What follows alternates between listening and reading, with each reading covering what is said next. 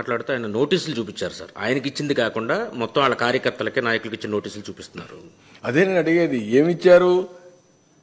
Act of 30 ఉంది, మీరు violate చేయొద్దండి, గుమ్మికూడొద్దండి, గుంపులుగా వస్తే రెండు పక్కల మనుషులు వస్తే క్లాష్ అవుతాయి, లా అండ్ ఆర్డర్ ప్రాబ్లమ్స్ అని చెప్పారు.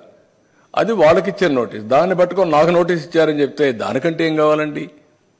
ఈయన నోటీస్ ఇచ్చారు, అదే నేను అడిగింది. నీకు నోటీస్ ఇచ్చారా? పోవద్దన్నారా? ఎవడన్నా చెప్పారా నీకు వచ్చి నిన్ను వెంకటేశ్వర స్వామి టెంపుల్కి పోనేమని చెప్పారా? What are you talking?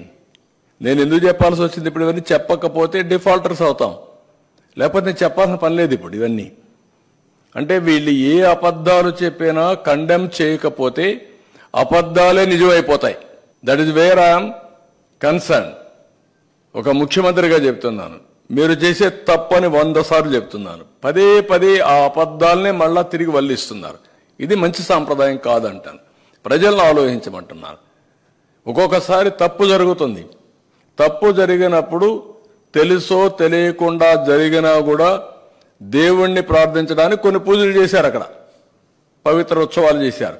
కనీసం నీకు తెలిసి జరిగినా తెలియక జరిగినా, తెలిసి తెలియకుండా జరిగినా నువ్వు కూడా క్షమాపణ కోరచ్చు, విచారాన్ని వ్యక్తం చేయొచ్చు.